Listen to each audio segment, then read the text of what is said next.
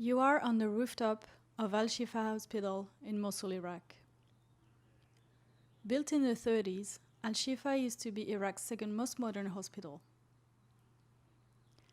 Because of the strategic vantage point it offers over the city, during the final stage of the battle for Mosul, ISIL used it as its headquarters. It took a lot of incoming fire, artillery shells, and airdrop demolition, as did the rest of the old city.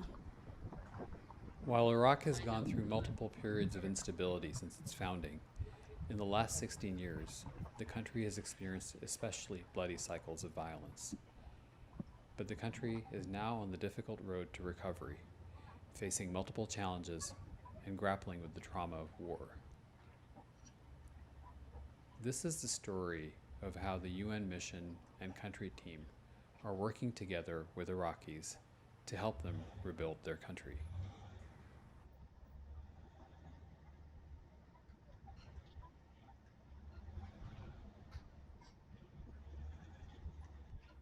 Over and above all else, the story of Iraq is one of resilience in the face of seemingly insurmountable odds. Many parts of the country, despite being surrounded by silent reminders of the recent violence, are now filled with life and activity.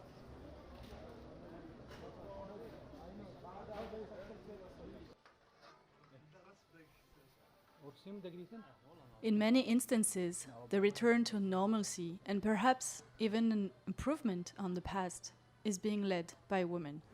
With UNAMI's support, here, female members of parliament inside Iraq's Council of Representatives are debating a bill on combating domestic violence.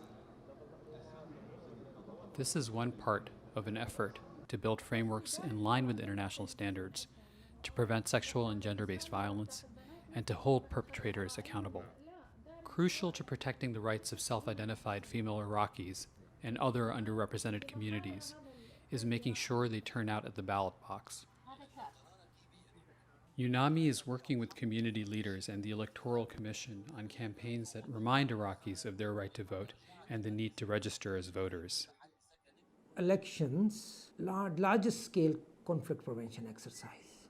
We must maintain elections as the priority. It's not a democracy in itself.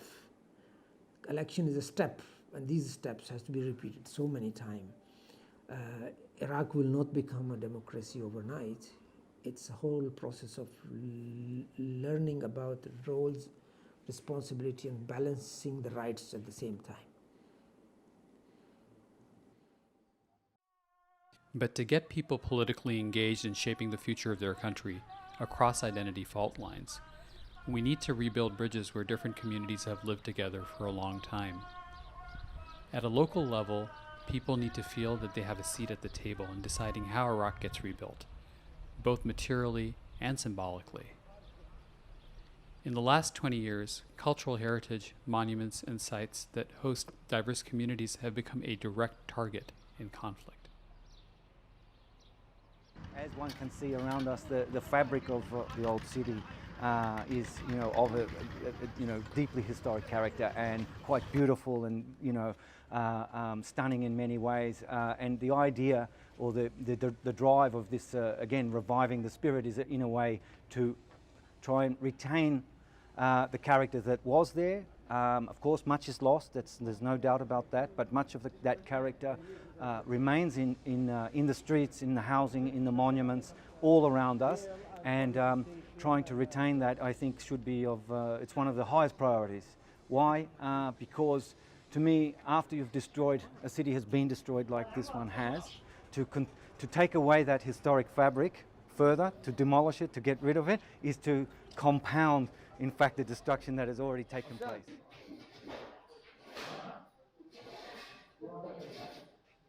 From the reconstruction of houses to the rehabilitation of schools and hospitals, all of these are crucial elements to restoring lives that were disrupted over the course of the conflict.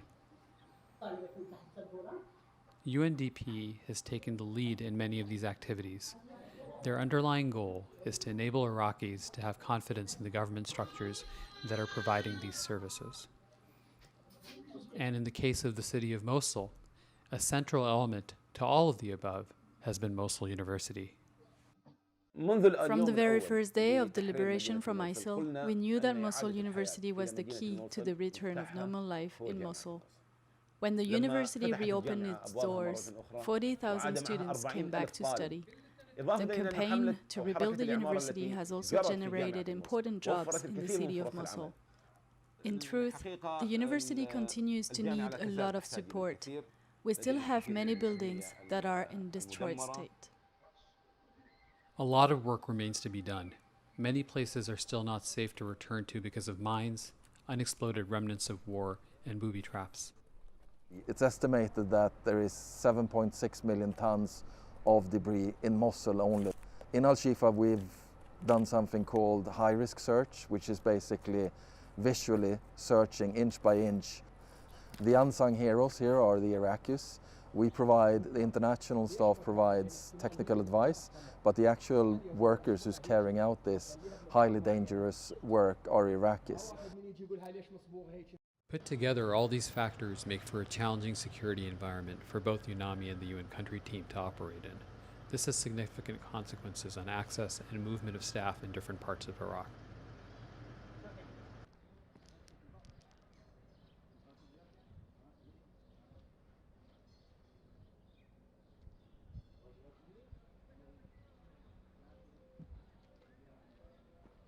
Due to the restrictions that are in place, Iraqi interlocutors are often invited to meet on UN premises.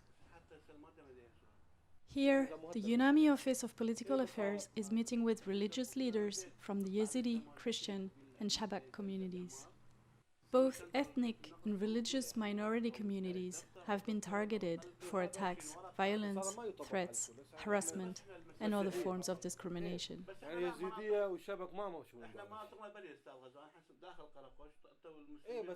With their homes destroyed and no jobs to go back to, many of them remain displaced and live in IDP camps, such as this Turkmen family.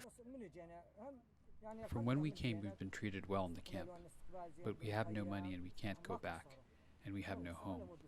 I can't work because I have a severe back injury, and I don't even have the money for medical treatment.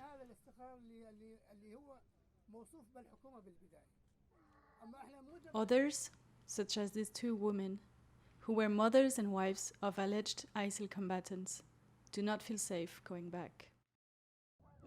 Far from going back, we don't even feel safe asking about the agricultural land we left behind, for fear that we might get accused of being ISIL supporters and get arrested.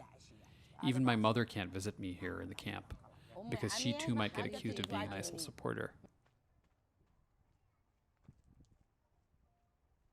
While a lot of work needs to be done, and surely the path forward will not be easy, the next generation of Iraqis is engaged and committed to talking about the difficulties the country is facing in a clear-eyed, honest way. After ISIL's suppression of freedom of expression and the right to culture, young Iraqi filmmakers and artists have worked together to produce powerful short films on minorities and human rights. There are a lot of reasons to be hopeful about the future, but the international community's engagement remains vital to make sure that Iraq stays on its current trajectory of greater stability and prosperity.